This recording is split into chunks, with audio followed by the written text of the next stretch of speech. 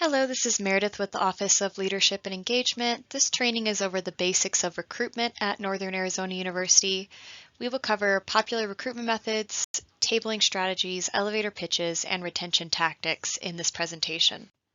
First, we'll go over some brief definitions. So recruitment is when you're generating new members in order to keep your organization active, especially as you near your own graduation.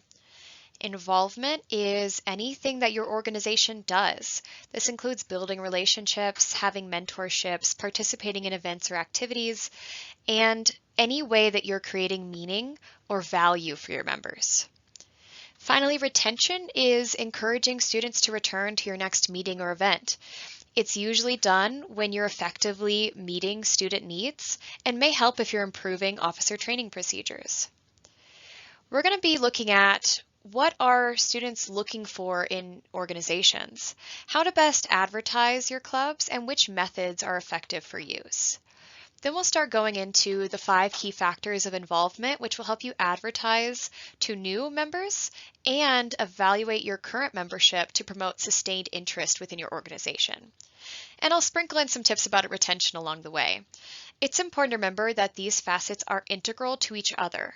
So, for example, if your current members don't feel interested or invested in the club, they're less likely to stay. If they're not interested in the club, why would new members join? And then if you don't have any members retained, you don't have anyone recruiting next year. So each of these steps supports the other, especially when we're creating strong and lasting organizations. Next, we'll go into the direction of recruitment.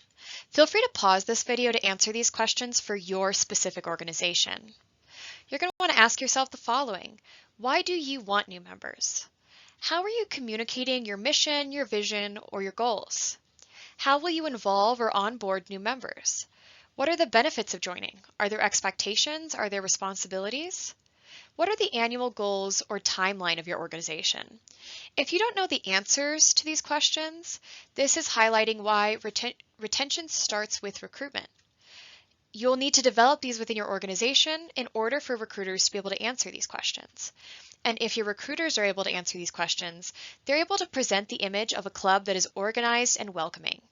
And being organized can help foster trust in the leadership team. Keep in mind that if you're asking for time and money from dues, these are the 2 most valuable assets a person has. Therefore, you need to make the investment of time and money worthwhile. So now that we have a better understanding of the goals of our organization's recruitment efforts, it's important to take a step back and ask ourselves, why did I join my organization? To better understand others, we should first start by understanding ourselves. Your reasons for joining your organization may be similar to the students that you wish to advertise to. However, also keep in mind that there may be values of your organizations that others could enjoy or be interested in more than you were. As we go through this training, feel free to add to this list about yourself or the selling points of your organization as new ideas come to you. There are so many reasons that students want to join clubs, organizations, and chapters at Northern Arizona University. They may desire to get involved and want to meet new people. They may want the potential for leadership positions or share a belief in a certain cause. They may want to develop their resume, foster skills, or continue previous hobbies or experiences that they've had. They may want to just have fun, or be affiliated with a major or department, or participate in the reputation of a club. They may desire the opportunity to travel to national conferences, participate in networking, or apply for special scholarships unique to your club or organization. There are so many reasons: social, academic, cultural, professional, personal growth, service, etc., why someone might join a club. It's important that you identify the values and identity of your organization particularly to best advertise to interested students. I told you that I'd be sprinkling in retention throughout this PowerPoint. So recruitment is wasted time, energy, and money if you don't retain members. However, research is showing that belonging is the top factor impacting retention for both student organizations and student enrollment broadly. Therefore, creating community can encourage students to complete their degree and stay in your organization, and also vice versa. We're going to slow down and go into a little bit more detail of each letter in the acronym GRAPE. This can be used for both retention and recruitment. Throughout this section, I have separated advice on the left-hand side being recruitment focused, and on the right-hand side being organizational development / retention focused. The first factor of involvement is growth, which is having chances to increase skills and competency, and that support in building competence, experience, and confidence. New members might be wondering, what opportunities for growth is your club providing? And how can I become a leader? And on the side of retention, it's so important to stay organized, to allow for differences in opinion, and to get all members involved in the recruitment process. So that way, everybody is helping the growth of the organization, not just a recruitment officer. The next factor of involvement to consider is recognition. Members want to receive praise for a job well done and receive considerate feedback from other members of the organization. New or prospective members might ask, how does your organization recognize members' efforts throughout the year? And in what ways does the culture of your organization support members? On a more broad organizational approach, you may be considering this from a positive reputation angle. In order to develop a positive reputation, you're going to want to get involved with NAU, get involved in events, promo activities, co-sponsor with other organizations, and have well-known marketing materials like t-shirts or freebies for both members and non-members to see your club on campus. It's one thing to talk about creating a positive reputation on campus and to build a supportive organization. However, how do you actually do that? Well, recognition needs to be meaningful, frequent, and intentional to have a true impact on your members. There are 3 methods of recognition listed here, but it's recommended to mix and match them and not just use one. So the first one is acknowledgement and attention. Recognize people as important members of your group and focus on members as individuals, investing time and energy into this process. The second one is feedback. Share positive and constructive information with members about their performance. And finally, praise. Provide direct thank yous for the contributions of members. Thank you so much for showing up to every meeting. Without members like you, we wouldn't be as great of an organization as we are. The next 2 slides are just some examples of ways to recognize members. So this slide's some fun award ideas of candy bar recognition, leader or leader of the week, stirring things up award, and the starfish award. If your club is not as into awards, here are some more collaborative ideas. Creating a Spotify playlist for a member or for the club to add to meetings and or social hangouts. Do check-ins every time everyone gets together of what they're proud of that they've done recently. And finally, words of wisdom. Have everyone contribute a personal quote to be shared at an annual event, like an inauguration. The third involvement factor is achievement, which is supplying opportunities to solve problems, see results of hard work, hold meaningful responsibilities, and or see ideas become reality. This is important both to new members and old members. So prospective members might ask, what are the action plans of your group? Or how can I as a new member contribute to the goals or values of your organization? On a broad organizational approach, you should consider that it's important to thank both officers and individual members for how they support the group. Always evaluate your organization and your goals. Make sure those are up to date. Make sure everyone's on the same page about those. And then don't just empower officers, also empower members and delegate responsibilities. The next factor of involvement is participation. This is when you're presenting possibilities for planning, scheduling, and decision making. Members don't want to just be members, they want to be active participants. Some questions that may address this is, can everyone participate in programs and events? Are you inclusive? And it's important that you're having opportunities for new members to get involved right away after they show interest. Some ways to make sure you keep your participation thriving in your organization is keeping members in the loop, providing flexible participation options, encouraging all members to help with things like recruitment and other activities, creating a positive and welcoming environment. Yet again, know your members' names, and maybe even invite alumni back to visit the club. Last but not least, the final factor in involvement is enjoyment. While you should know what this means, it's when you're delivering moments of having fun, working as a team, and contributing to something important or worthwhile. Some recruitment questions that tackle this topic are: how easy is it to make friends or long-lasting connections in your organization? Where is the life in your organization? And how can non-officers be active? Some tips to make this happen is, of course, have fun. Enjoy your organization. Ensure that it's worth the time. Get to know members on personal levels. Structure meetings so it's comfortable for everyone. And be aware, respect, and understand cultural differences. Now that we've gone over the 5 factors of involvement and how they contribute to both recruitment and retention, it's time we actually go into the methods of recruitment. No matter which recruitment strategy you decide to use, it will always take time and effort to be effective.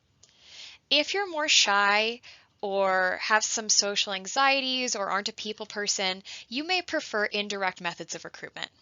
This includes things like having a social media presence, which you can do takeovers or create posts on other pages. It could be drafting departmental emails, or it could just be keeping your TrueBlue Connect profile and those events up to date. What is typically more fruitful than indirect is direct methods of recruitment, although only some members of your organization may be willing or comfortable doing this. Word of mouth is almost always understated as a recruitment effort. If your club is being mentioned by name in a class by a professor, or your faculty advisor is bringing it up in their one-on-one meetings, that's how you get more word out. Your reputation is getting out and all of that fun stuff. You may actually encourage all current members to bring a new member to the next meeting. You should participate in club fairs organized by our office, maybe tabling in or near the union, and just talk to people in your classes like, hey, I'm in this really cool club and you should join, it's super fun. Finally, I didn't want to not mention this in case you don't have a bank account or your club doesn't have any funding. But if you have food at your club meetings, that is an easy way to get college students at your meeting. Free food, free swag, free freebies. People who don't even know what your club is about might show up. Next, we're going to be going into tabling more specifically. So here are some photos of clubs, organizations, and chapters at NAU who have successfully tabled. And I want you to take some time to examine: what are the commonalities between these tables? What are the differences? What do you like at some tables? What do you not like? You'll see a wide variety of freebies, of ways they're advertising the organization, of interactive materials or photos, things like that at tables which can showcase the values of each organization. So the key categories you're going to want to consider when you're tabling are appearance, organization, and demeanor. And all 3 categories have things that you should do and things that you should not do when you're tabling. Regarding appearance, your table should be clean, you should have a visible tablecloth, and you should have flyers that you can hand out. You should be representing your group with club shirts or merchandise of some sort, and if possible, you should have freebies on the table. However, you shouldn't be on your phone, and you shouldn't be distracted with personal conversations. Both of those things will encourage people to not approach your table. Regarding organization, it's really helpful to have a tabling box or crate where you can keep all your materials in there no matter how far or close a tabling event is. It's really important to have a sign-up sheet so you're not losing any potential members who are interested. It can be physical, on the computer, a QR code, whatever works with your org. You could also plan to have 1 or 2 people in front of the table to try bringing people in. But you shouldn't really have more than 2 people because then it becomes a crowd and can also scare people away. Also keep in mind that When it's a really windy day, things might fall over. I know a lot of clubs during club fairs are looking for rocks to prop up their things. You may want to add rocks to your tabling box. Finally, with demeanor, you should be approachable and active. You should be actively encouraging people to come to you. However, don't be too aggressive. Don't ask yes or no questions. It's actually better to ask open-ended ones.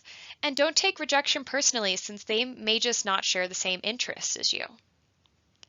Some other things to consider is having activities at your table. This could include friendship bracelets, having some questions that people can come up and answer or tally, sharing fun facts either by your organization or NAU. How do you make your table the one that people want to stop at? That should be what you're asking when you're setting up for a tabling event. So you might be asking now, what do I do when they do come up to my table? Or if my club wants to have everyone help with recruitment, how do you teach them what to say or what to do?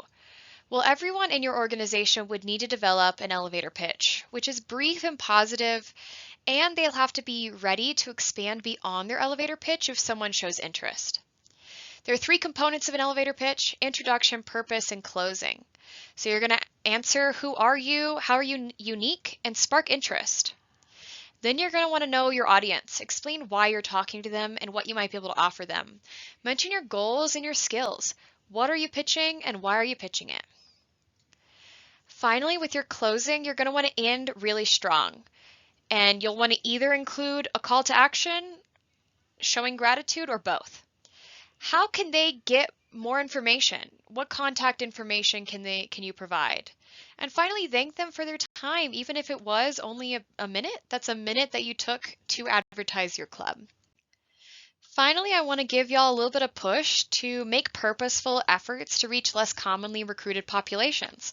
Some populations to consider include non-traditional students, students with families and children, working students that have a lot of time at a part-time or full-time job, commuter students, graduate students, students formerly in the military, first-generation students, students with accessibility concerns, and upperclassmen, since a lot of recruitment efforts are catered to freshmen. Here are some specific recruitment ideas. Could I use a communication channel dedicated to my population of interest, like the Family Hub or the NAU Go Transfer channel? Additionally, you should be forthcoming and transparent about what questions these populations may want to know answers to. Is family participation welcome? Put that in the event request when you're inviting people to come. Are meetings virtual or hybrid? Do new members understand the time commitment of your organization? And finally, in what ways are your meetings or events accessible to all students? Oh, there is a ramp nearby. Oh, we're going to have a sign language interpreter. Things like that.